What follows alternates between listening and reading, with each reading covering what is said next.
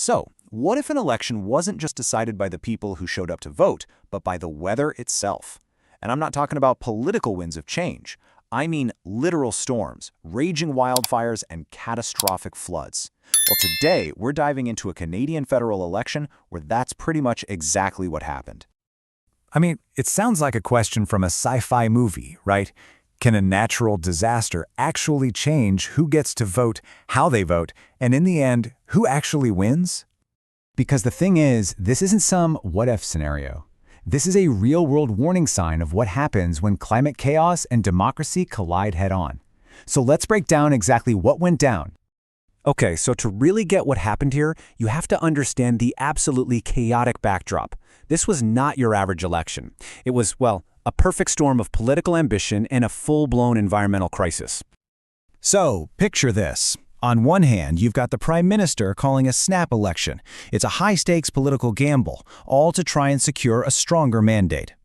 And on the other hand, the entire country was reeling from one of the most extreme weather seasons in its history. These two things were on a collision course. Let's just run through the timeline, because it's pretty wild. It all kicked off in June with this terrifying heat dome that just shattered temperature records.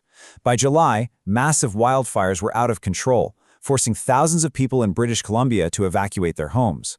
Then, in August, you flip to the other side of the country, and Atlantic Canada is getting hammered by devastating floods. And it was right in the middle of all this chaos that an election was called for September. So you can imagine, these huge disasters had a very real, very personal impact on people. They created actual physical barriers that stood between citizens and their fundamental right to vote. And, this quote from a voter who had to evacuate, it just says it all. It felt like nature was voting for us. We didn't get to choose. When your community is literally on fire, democracy can feel like a distant, almost impossible luxury. It's just a powerful reminder that behind all the numbers, there are real people. So how exactly did the weather block the vote? Well, first off, wildfires forced polling stations to move at the very last minute. Then you had floods that washed out roads and bridges, completely cutting some communities off. The extreme heat made it genuinely dangerous for vulnerable people, especially seniors, to even step outside. And get this, in some cases, the poll workers themselves couldn't even get to where they were supposed to be. And if your family had been evacuated, good luck finding a way to get to a different polling station without a car. It was an impossible situation for so many. The personal stories were just overwhelming, but the data that came out after the election, well, that painted an even starker picture. The hard numbers completely backed up what people were experiencing on the ground. Post-election analysis found that in the areas that got hit the hardest by extreme weather right before the vote, voter turnout dropped by a staggering 5 to 7%. Now, that might not sound like a huge number at first, but in politics, that's an eternity. We're talking about dozens of races that are decided by just a couple of percentage points. A drop like that is more than enough to completely flip the outcome. And this chart just makes the gap crystal clear. I mean, look, you can see the national average turnout right here, and then bam. Look at the significant drop in the areas that were hit by fire, floods, and extreme heat. It's a direct, visual confirmation of the impact. It's undeniable. And this is where the story takes a really, really cruel twist. Researchers found that younger voters, the very same demographic that is most concerned about climate change, were the most likely to be silenced by it. Why? Well, it's because they're more likely to rely on walking or public transit, both of which get completely shut down by these kinds of events. Just think about the political implications of that for a second. The group with the most at stake in the climate debate was disproportionately blocked from making their voices heard.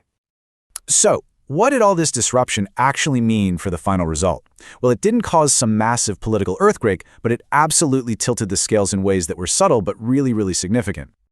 The ruling party did manage to hang on to power, but just barely, with a much smaller margin than they'd hoped for.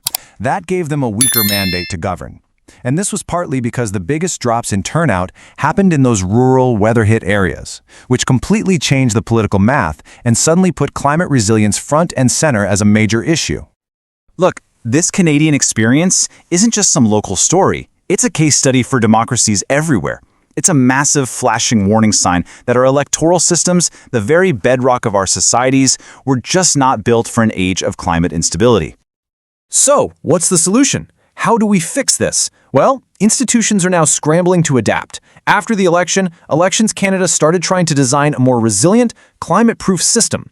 So think about things like flexible mobile polling stations that can be moved away from danger zones. Or what about extended mail-in voting for people who've been forced out of their homes? They're even looking at digital ways to verify voters who might have lost their ID in a fire or a flood. These are the kinds of adaptations we need.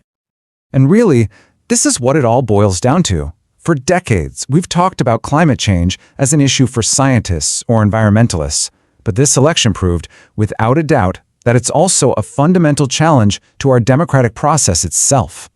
Which leaves us with one last urgent question. What happened in Canada showed us that the climate is already messing with our elections. So if we don't get proactive and adapt our democratic systems to this new reality, are we really prepared for a future where the planet itself just goes ahead and changes our democracy for us?